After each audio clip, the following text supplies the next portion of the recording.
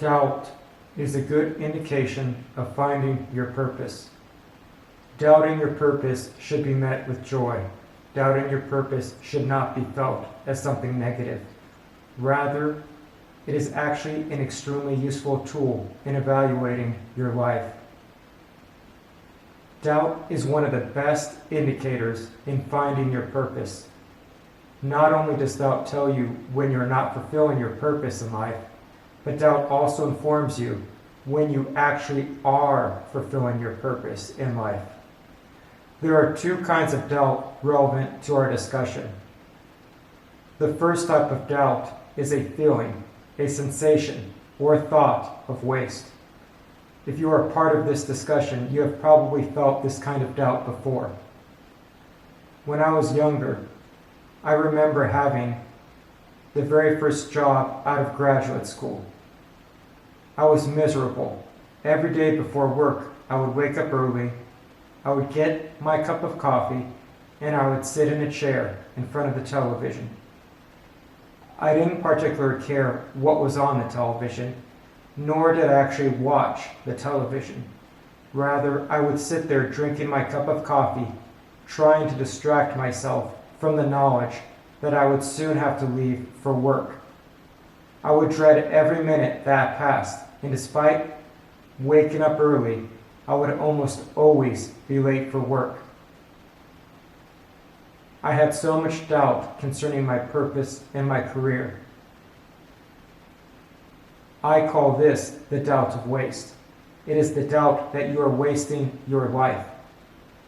This feeling of waste comes from a sense that your purpose is not being fulfilled. This lack of fulfillment usually comes from the following reasons. Number one, you simply hate what you are doing. I know this sounds obvious, but so many of us were taught from a young age that work is not meant to be fulfilling. Rather, we are taught that work is simply meant to be a means to make money. Because we are taught that work is simply a means to make money, most of us, when we choose our occupations based upon the income our jobs would generate without taking into consideration whether our jobs aligned with our personalities. Therefore, many of us hate what we do for a living. Number two is you feel that what you are doing goes against your core beliefs or morals. Similar to number one, when we go against our core beliefs and values, we are placing money above our own personal needs. This leads us to an internal inconsistency in which we are breaking those beliefs or morals that we hold dear. This often leads to doubt the choice of our occupation. Number three, you feel that what you are doing simply has little value. This feeling, although having a similar cause as number one and two, namely that we are choosing money over aligning with what is important to us, is different, in that rather than actively disliking our occupation or job, we are simply indifferent to it. It's not that we hate what we are doing, we simply feel that what we're doing is meaningless or doesn't have great value. Number four, you feel stagnant by what you are doing. You may feel doubt due to a general sense of feeling of stagnation. This stagnation may result from a feeling that we are not personally growing or developing, or in the alternative, that we are not progressing towards our ultimate purpose or goal. Although not a pleasant feeling, a feeling of stagnation tends to be less painful than a feeling that we hate our job or that it goes against our core beliefs and values. For this ruin, a feeling of stagnation may actually be quite dangerous. And finally, number five, you feel that you are meant to do something greater or more aligned with your soul.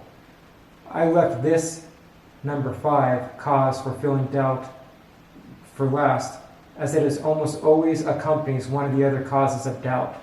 When you hate what you are doing, or it goes against your morals, or if it has little value to you, or you feel stagnant in life, you often are accompanied by a feeling that you are meant to do something greater or more aligned with your soul.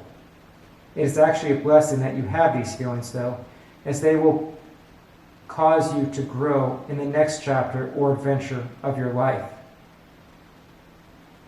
That next chapter in your life is also accompanied by doubt, ironically. Except in the next chapter of your life, the doubt you feel is a different kind of doubt. And in a way, there's something poetic about life and how it forces you to grow. It's as if because doubt is what created your existential crisis, or was the cause of your existential crisis, you can only overcome that existential crisis by overcoming or passing through doubt. Doubt was the door that opened it, and doubt is the door that closes it. However, this second type of doubt, the doubt that you must overcome to get out of that existential crisis, is the doubt that you are worthy. The doubt that you are worthy usually manifests in the following ways. Number one, as a general procrastination. You may, for some unknown reason, keep putting off doing what is important to you. You may not even understand why you seem to be stuck. But no matter how much you try, you just can't seem to start doing what is important to you. You may come up with a myriad of excuses ranging from time, talent, obligations, etc. Number two, the feeling that you have to work up to your purpose. You may feel that you have to work up to your purpose, that you are not allowed to just follow your purpose, but that you have to earn the right to follow your purpose somehow, that you have to first succeed in other areas of your life or in a different career before you're allowed to follow your purpose. However, this is likely just a result of self-doubt or societal conditioning.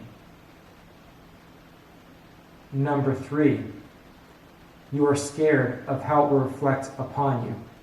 You may be scared to follow your purpose and have doubt as to whether you should follow your purpose, as you are concerned about how your purpose will reflect upon you. You may feel that your true purpose puts you in a negative light in the eyes of others, or perhaps that your purpose makes you question your own value. Number four, you doubt you will achieve your goal. Finally, you may actually feel doubt that you will actually achieve that you set out to achieve. You may be terrified of actually failing at what you truly desire. It is one thing to fail at something you don't care about. It's a totally different thing to fail at something you desire with all of your heart.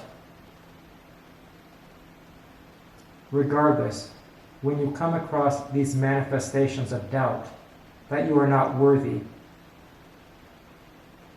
you should actually feel overjoyed. For if you truly analyze the situation, this doubt that you are not worthy springs forth from a feeling of vulnerability. You wouldn't feel vulnerable about achieving something unless it was truly important to you. No one cares if they fail at something they never cared about. We only truly care when we fail at something we desire. And the more we desire something, the more we feel we will fail to achieve it. That's why coming across the doubt that you are worthy, coming across this vulnerability is a blessing, as this doubt actually acts as a compass and points you in the direction of what is truly important to you, whether or not you yourself are willing to accept it, and it is the reason that this doubt is such a blessing. As the doubt of waste allows you to realize that you are not living your purpose, and the doubt that you are not worthy allows you to figure out what your purpose truly is.